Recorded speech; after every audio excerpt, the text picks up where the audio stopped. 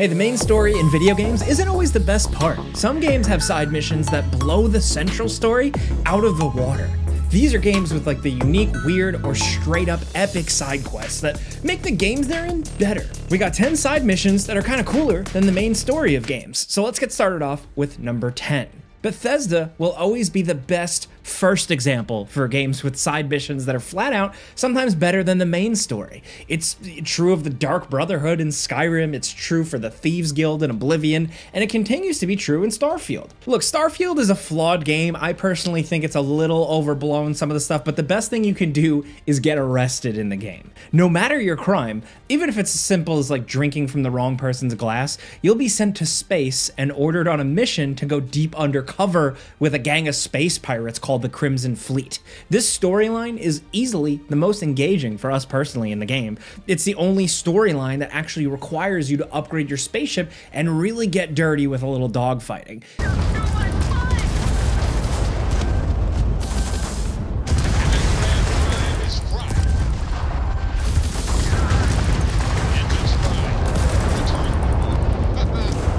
It also sends you to a unique, detailed space station filled with all these cool special characters. No, they're not as memorable as the Dark Brotherhood, not quite, but we're happy to get anything cool out of Starfield, you know? The fun of this quest is that you can betray your new space pirate buddies or work with them to defeat the space cops and claim a great treasure for yourself. So it's kind of like Point Break in space, the deep undercover betrayal stuff you'll love in missions like these. It's one of the good quests here that feels like it really has consequences, and joining the space pirates has a side benefit of making all enemy pirates in other quests friendly to you. It's also one of the best, easiest ways to sell contraband in a game where contraband is actually trickier than you'd expect to get rid of. Deep cover is the first part of this whole quest, but it's also one of the more longer story things in the game.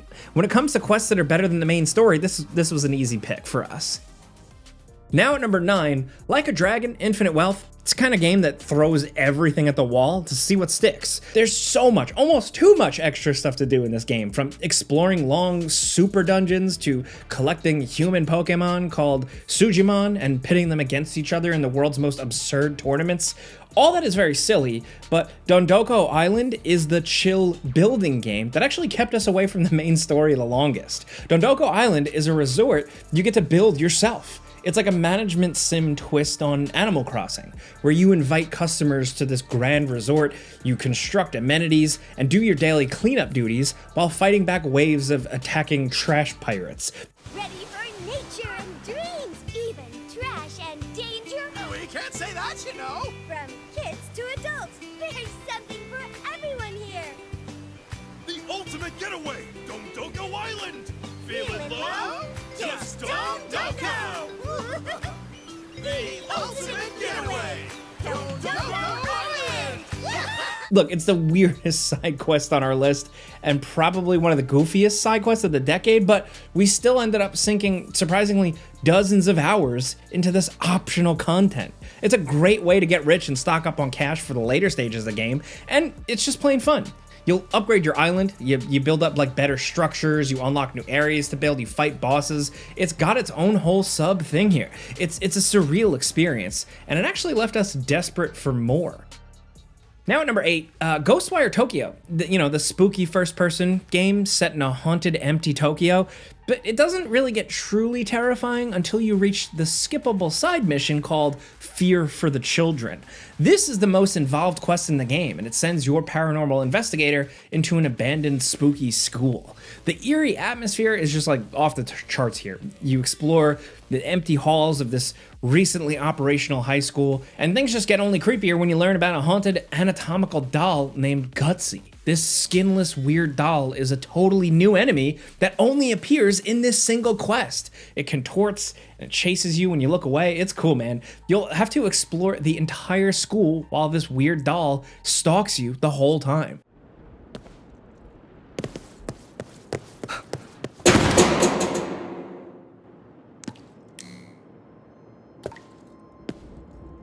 It's a perfect encapsulation of Ghostwire Tokyo's gameplay that's also fresh. The Gutsy doll never leaves the school, so you're in for a real scare when this terrifying faceless thing starts moving. It's easily the scariest sequence in the game, and the most memorable mission in a game that's full of like cool haunting imagery. Next at number 7, Elden Ring made Dark Souls side quests a lot more accessible, and Shadow of the Erdtree upped the ante with the bizarre Count Ymir questline.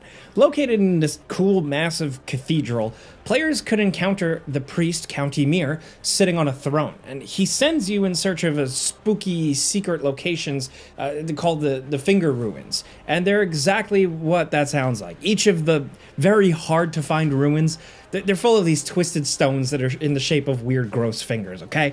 The ground itself looks like a huge fingerprint indentation.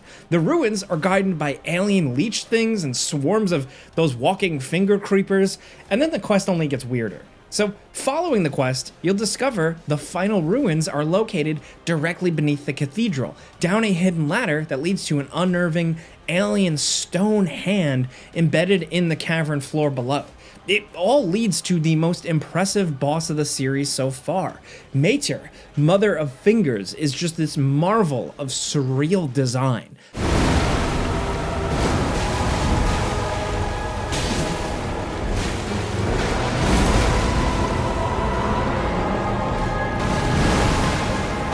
A singular mass of twisted fingers in this godlike, crazy Dark Souls style form.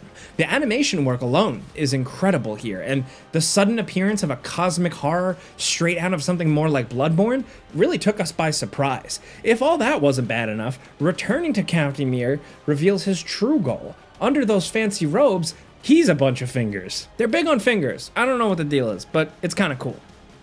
Next at number 6, when a game is as high quality as Baldur's Gate 3, it's really difficult to make the claim that any one side quest is better than the main story. Deal with the Devil has the best villain and the most satisfying defeat in BG3. For us, it's the high point in an RPG that's already full of high points and good side quests. Deal with the Devil is a side mission that runs throughout the entire Baldur's Gate 3 story.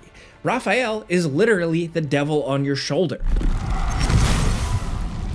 appearing in Act 1 with an offer to remove the whole brainworm thing your party is infected with. I could fix it all, like that. Obviously, this is a devil we're talking about, so making a deal isn't always going to be in your best interest, but the seduction continues. And Raphael's voice actor is just perfect casting, appearing to tempt you at the worst possible times and reminding you of just how screwed you really are. Still, I have a feeling you'll change your mind before it's changed for you. Try to cure yourself. Shop around. Beg, borrow, and steal. Exhaust every possibility until none are left. And when hope has been whittled down to the very marrow of despair, that's when you'll come knocking on my door. There's no easy escape from the worms, and Raphael offers an out. Turning the tables on Raphael, infiltrating his lair, called the House of Hope, and wiping that smug grin off his face is one of the best experiences we've had in this style of RPG. It's the kind of victory only video games can really provide, and his boss fight is one for the ages, with Raphael literally singing his own personal villain song while you do battle. It's meta, it's absurd, it's super creative, and it's one of our favorite parts of an already great game. Hell, hell, hell has its laws. Hell, hell, effects of the wars, curtain falls, but hold your applause. For now, down here come the claws.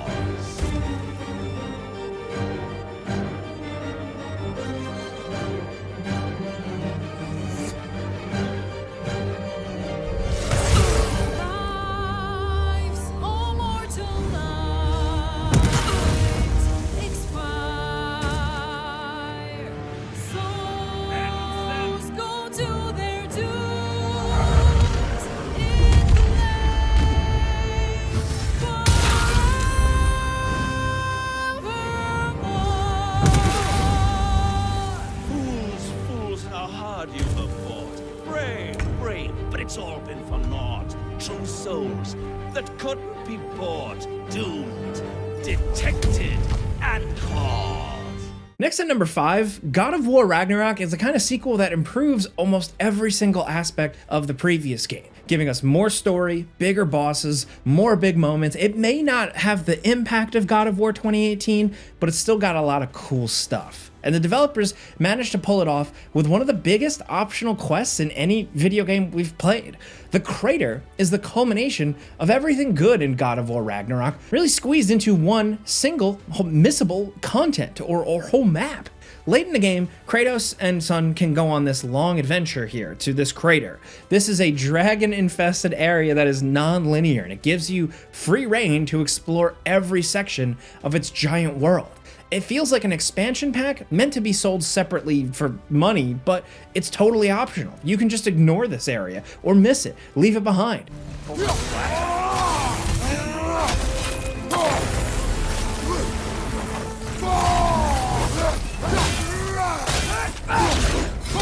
Progress the excellent main story, but you'll be missing out on an encapsulation of the God of War gameplay loop that is so satisfying. From a gameplay perspective, this is one of the better sections of God of War. It gives you a giant dungeon to explore at your own pace in whatever order you want. It pits you against special enemies you won't really see anywhere else. This is really one of the ideals of an awesome side mission.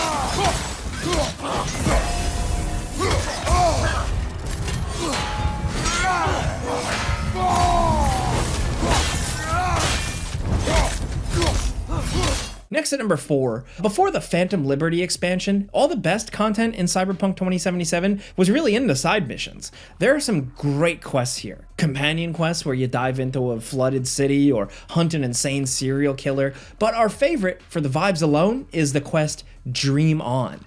In this very paranoid quest, you're hired by a politician to investigate an intruder.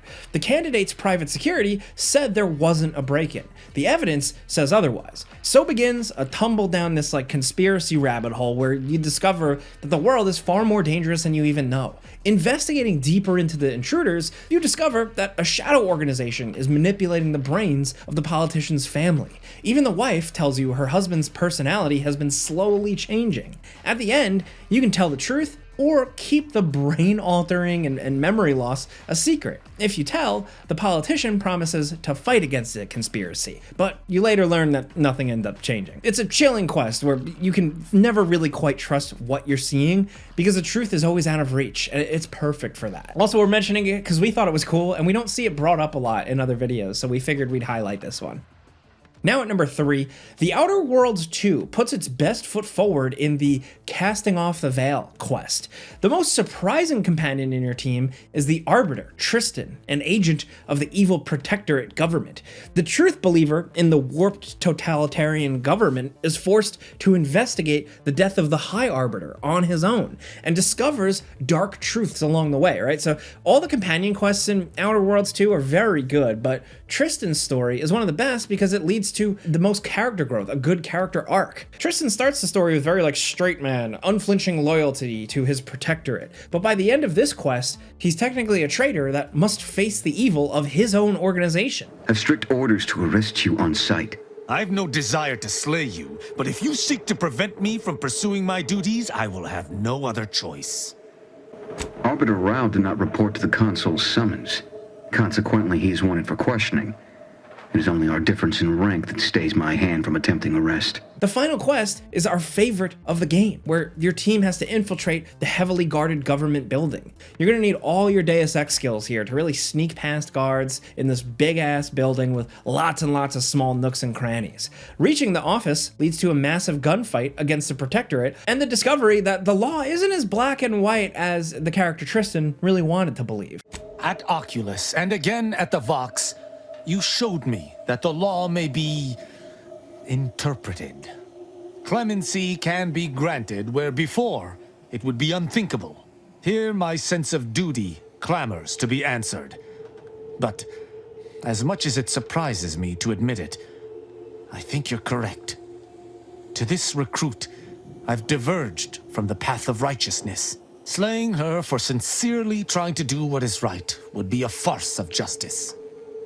Now at number 2, the excellent Kingdom Come Deliverance 2 demands patience from a player, but one of the best side quests in the series puts your patience to the test. In the epic 5th Commandment side quest mission, you're sent to investigate missing women and quickly uncover a disturbing pattern. There's actually a serial killer in Kuttenberg, and the local law is powerless to stop the attacks. Something's happened. Oh, a real mess. And I need help from someone reliable. What is it? When I was fishing around for information about Liechtenstein, I cast the net a bit too wide. And one of the servant girls I questioned was just found dead. You think she was killed because of you? I don't know. If I did, I wouldn't be asking you for help. You'll have to carefully investigate each stage of the crime. And like any good thriller, the stakes really ramp up as more victims pile up. You'll meet a former lawman and put together clues with your partners, interrogating suspects and learning all their secrets, and then you'll quickly learn that one particular family has more skeletons in their closet than most, and that all the killings were perpetrated by a thug on orders from one very disturbed mother. Now, deciding exactly how to deal with the killer and the person pulling the strings is one of the best parts of this quest, and the thrilling sting operation to catch the killer is like an all-timer. It's a very cool sequence. Make sure you got a sword ready because nobody's going in quietly here. It's just good shit. What a great game. The others were at least young, but you... Oh, Christ, the trials I have to endure. A husband with both feet in the grave and a son who'll f*** anything with a hole in it.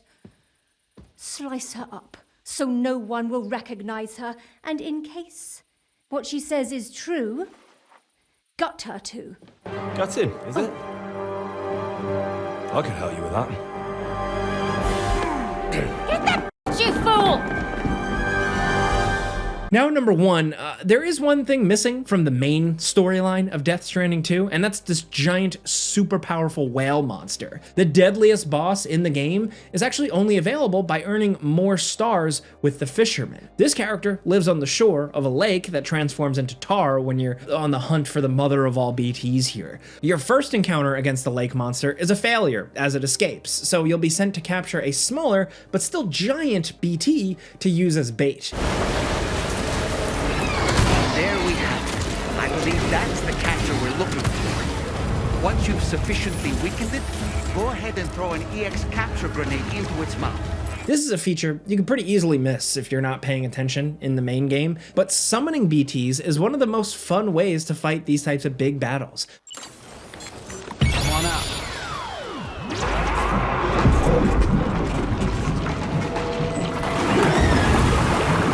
With a good BT on your team, you can finally take on the lake monster.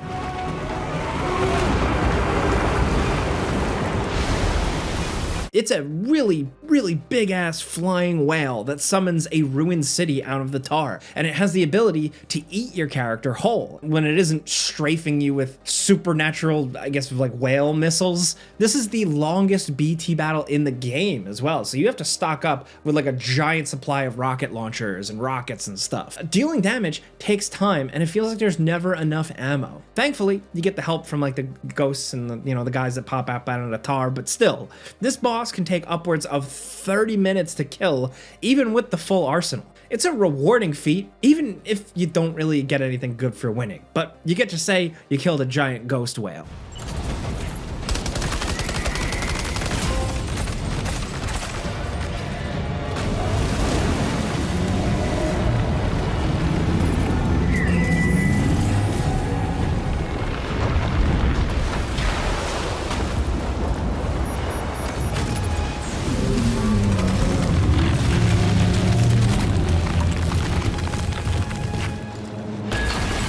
Congratulations, you've beaten the Lord of the Tar Lake.